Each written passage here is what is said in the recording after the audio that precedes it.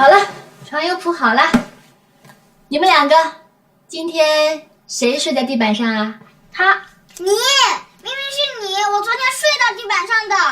哦，那今天就应该轮到嘉庆了，是不是？是。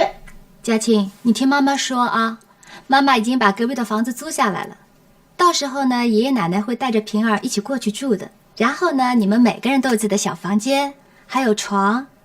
到时候说不定你还想念跟平儿一起住呢。来，听话，下来，快点，听话，下来。对了，这样就是好孩子。来，平儿把被子盖上，别着凉了。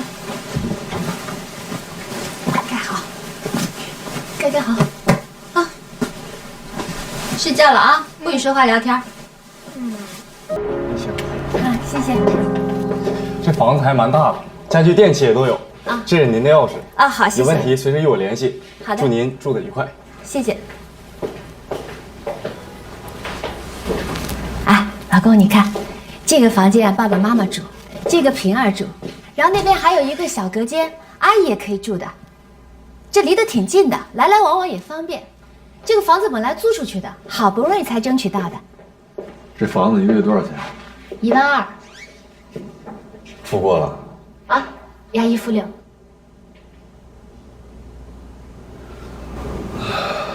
平时看你挺节俭的，这件事情上出手挺大的。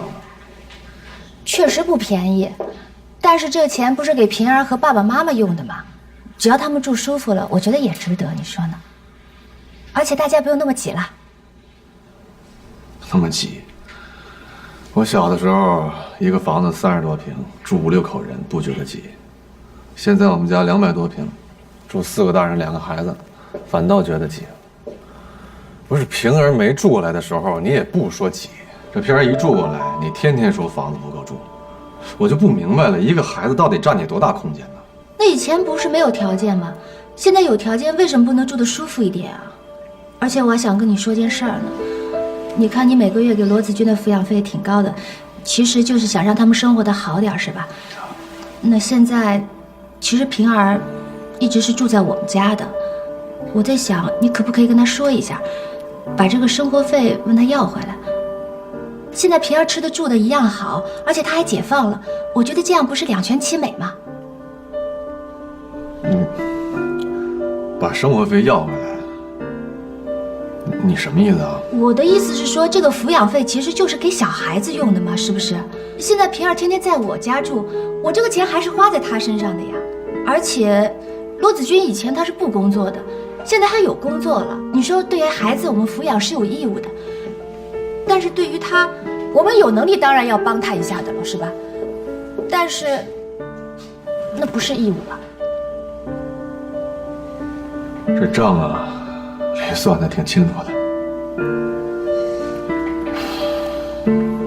你不管家，不知道家里面一个月用多少，剩多少。你要做一个有良心的男人，做一个体面的爸爸，我可以理解。那当然，这个精打细算的事情就落在我头上了呀。你说我们2个人挣的钱要够一大家子开销，哎，老人要养老，孩子要教育，还有吃喝拉撒一大堆的事儿呢。如果不算清楚点行吗？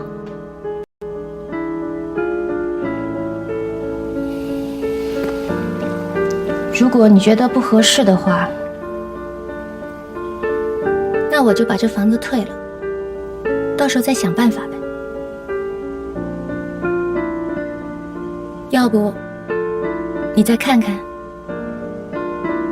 我去超市买点牛肉，晚上要吃咖喱饭的。我先走了啊。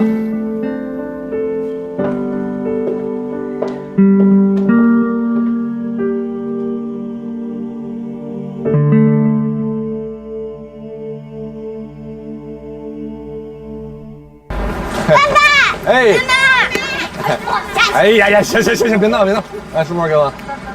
看你热的这是啊。星期6呢，本来是平儿的生日啊，但是爸爸公司呢有紧急情况没来了，但是爸爸记着呢，今天补过一次，好不好？妈妈来吗？咱在这儿等你妈妈来接你，然后咱一起。妈妈给我过生日了。哎呀，那咱再过一次嘛。那我下次过生日我也要过2次。啊，没问题。哼，今天呢，咱们去平儿最喜欢的餐厅，还有嘉兴陪着你，高兴吗？有意思吧？贺涵叔叔和妈妈给我准备的生日晚餐会也很有意思啊。贺涵叔叔，他不让我告诉别人的，因为他说他自己翘班送我去杭州和妈妈一起过生日。礼拜6是贺涵叔叔送你和妈妈去杭州了。是带我和外婆，妈妈在杭州出差，我还以为那一天我不能过生日了呢。谁知道贺涵叔叔在杭州给我找了一个特别漂亮的房子过生日。有一个院子，院子里挂满了小桔灯。哇，真的？那是不是跟哈利波特一样啊？有点像。那下次还可以去吗？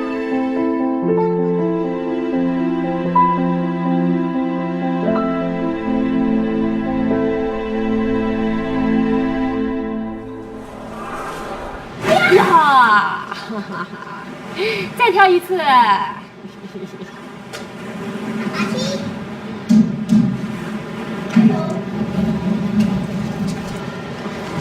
琳琳知道你出来给平儿过生日吧？啊，知道。他还陪我给平儿买了生日礼物呢，一会儿给你拿着。替我谢谢他啊，还有啊，谢谢他替我照顾平儿。平儿说他对他挺好的。平儿说，礼拜6你给他过生日了。对，那天我妈正好在，所以就跟孩子一起吃了个饭。其实本来是想叫你的，就是怕你们见了面不高兴。贺涵也在。对，贺涵那天恰巧知道平儿在等我回去给他过生日，可是那天我又被领导困在杭州回不来，所以他就好心替我把平儿还有我妈一块送到杭州来了。其实都是临时的安排，也耽误了贺涵大半天的时间。幸亏那天他说是礼拜6，公司里没什么事儿。怎么了？你确定那天是礼拜6？当然了，平儿的生日我怎么会不记得？你别不高兴，我已经说了，不叫你的原因是因为……你就是叫我，我也没有时间，因为我有很重要的情况要处理。应该说，公司有非常紧急的情况等贺涵来处理。什么意思？他为了你们去了杭州，耽误了工作。现在公司面临着重要的客户和人才的流失，他正接受董事会处罚呢。我不知道那天是什么情况，发生了什么机缘巧合，我不知道。但这不是他风格。都是我的错，我就是那天突然知道我妈把平儿一个人留在酒店里，我就着急了，就给贺涵打了个电话。其实我原本是想让他去酒店帮我看一下孩子的。那你为什么不给我打电话呢？我给你打电话了，你没接啊！真是没有想到给贺涵惹了这么大的麻烦。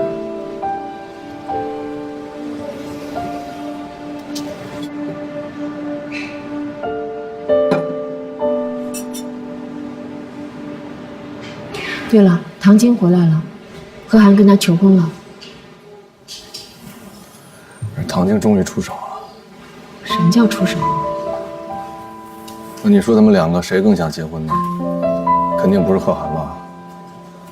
其实对男人来说，没有什么想现在结婚还是不想结婚，那都是借口。只有想跟你结婚和不想跟你结婚。那贺涵为什么向唐晶求婚？责任呗。别看贺涵对人情世故满不在乎，其实他比大多数人更有心人。不是这样的，唐晶、贺涵、金童玉女，这个世界上没有人比他们更合适。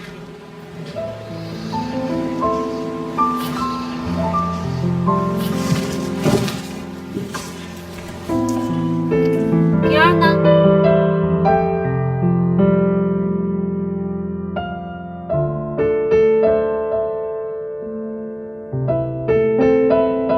对不起啊，麻烦你了，我给我妈妈打过电话了，她已经没事了，你回去吧。来都来了，就一起上去吧。或许我也能帮你想想办法。你不用管，真的已经没事了。还有，以后我妈妈要是给你打电话，你不要接。还有，以后我们家里任何人给你打电话，你都不要接，他们不懂事。我向他们跟你道歉，对不起。喂，罗子君，你到底怎么了？你妈妈给我打电话的时候一直在哭，我想，她如果万一有别的办法，她不会给我打电话的。贺涵，你每天工作那么忙，我已经麻烦你很多事情了，我不能再麻烦你了。还有我们家的事情再大再麻烦，它也大不过你生意场上的事情。真的，你回去吧，我自己是可以处理的。罗子君，你怎么突然跟我这么见外了？你为什么要拒绝我对你的帮助？我想唐宁知道了，他也会让我来帮你的。而且你给我打电话的时候，我已经在路上。那么我想我来了，好歹我能帮你做点什么。你做不了的，你什么都做不了的。你见过我们家里人吵得不可开交的样子，很丢脸的，贺涵。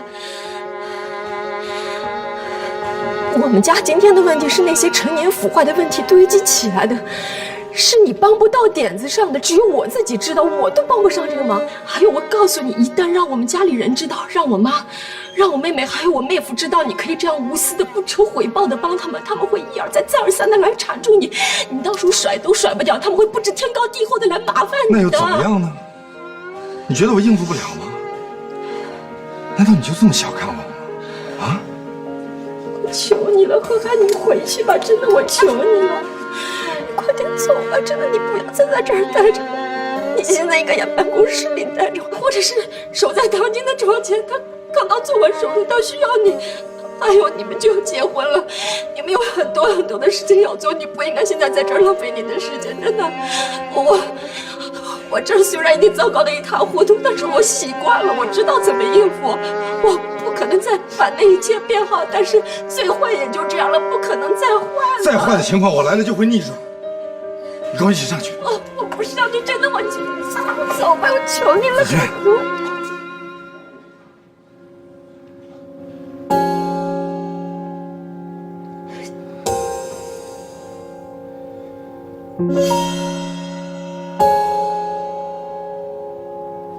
你相信我，有我在，你就不会有任何麻烦，所有的麻烦都会过去的。你放心，我会回去上班，我会回去照顾唐晶。但是现在，请你让我帮一点小忙吗？我希望可以看到和你一切有关的事情都越来越好。我不希望看到你在受苦。不要哭。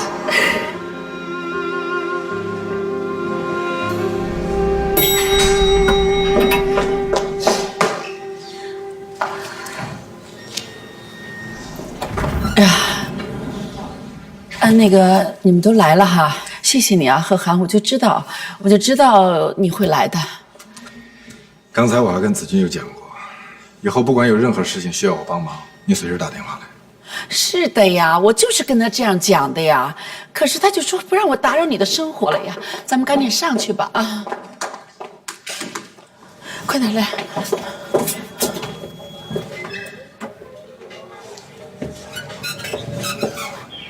我建议我们兵分两路，你陪着阿姨去崔叔叔那儿，这期间有什么问题，咱们随时电话沟通。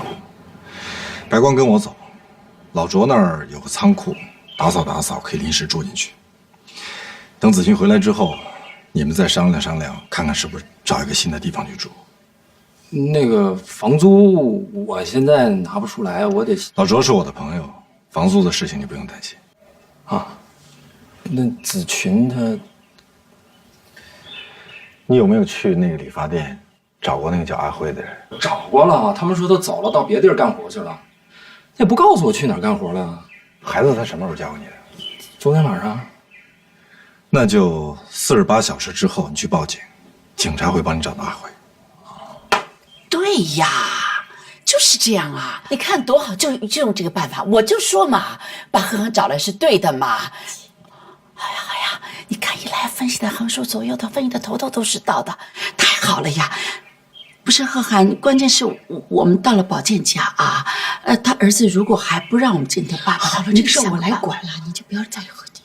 贺涵，你该尽的责任都尽了，你该走了。一会儿我送我妈去翠宝间那儿，然后我再回来，我再送她去找老左，好吗？你不用担心，我把白光安顿在老周那儿，估计也就9点，然后我去看看唐晶，到公司也就10点吧，什么都不耽误。平儿过生日那天，你也说什么都不耽误，不也耽误你大事儿了？谁说的？小题大做，你别听他们瞎说。白光，那我们走了，在外面堵车了。哎呦，谢谢你啊！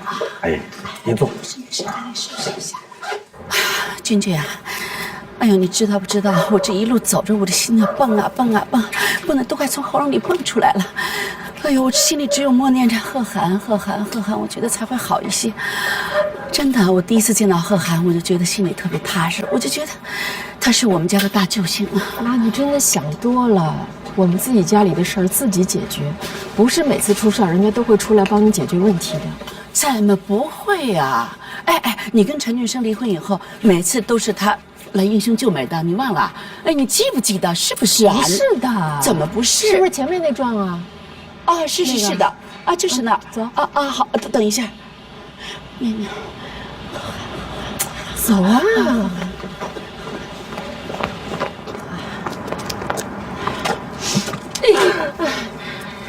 能好好说话就不动手，知道吗？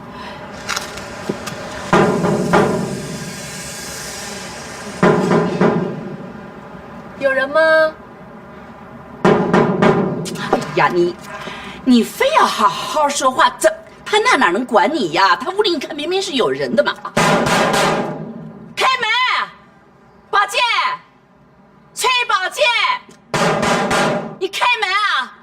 我知道你们家里有人的，开门啊！我跟你讲，你要是不开门，我就拍，直到把门拍烂了为止。崔宝剑，开门啊！崔宝剑，哎，我找崔宝剑，你为什么不给我开门？我爸不在。你骗鬼！我跟你说了，我爸不在。我不相信。你好，我是罗子君，这位是我的母亲。如果崔叔叔不在家，麻烦你告诉我他在哪里，我们好找到他。大家见了面，当面解决问题才是我们应该做的。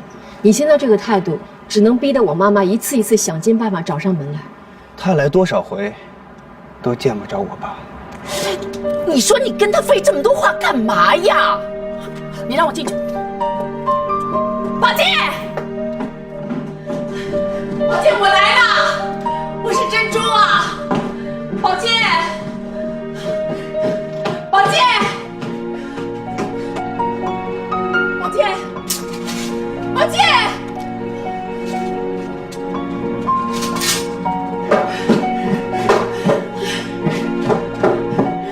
宝剑，宝剑，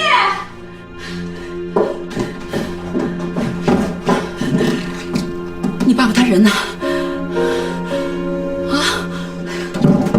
好，你不告诉我，我就坐在这里等，反正这是他的家，他总要回来的。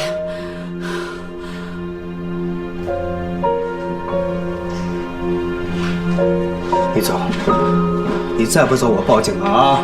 走！不要碰我！干什么？你干什么？你什么意思啊？你凭什么这样对待我妈？你凭什么这样对待你父亲的朋友和爱人啊？我今天就在这儿陪着我妈，到警察来，你去报警。我看看警察来了，他们怎么说。亏你还是个读书人，你爸一直以你为骄傲，说你在国外工作学习如何出色。我现在看起来，你不过就是个赚钱的机器，连一点起码的人情味都没有。我如果是个赚钱的机器，那他就是个骗钱的机器。我爸如果没有钱和房产，他会对我爸那么好吗？哎，看上你爸就看上你爸的钱了。哎，你是不是他亲儿子呀？啊，你认为天底下就没人看上你爸爸这个人是吗？我爸就是给你骗的。我一回来就跟我聊什么夕阳红，聊什么真爱，我说什么都不听，还跟我吵架，还要把我赶回美国去。最后也是因为你，我爸那么激动的跟我吵架，现在还在医院躺着呢。你说什么？你爸爸怎么了？你爸在医院，他得什么病了？马一杰，到现在还没醒过来。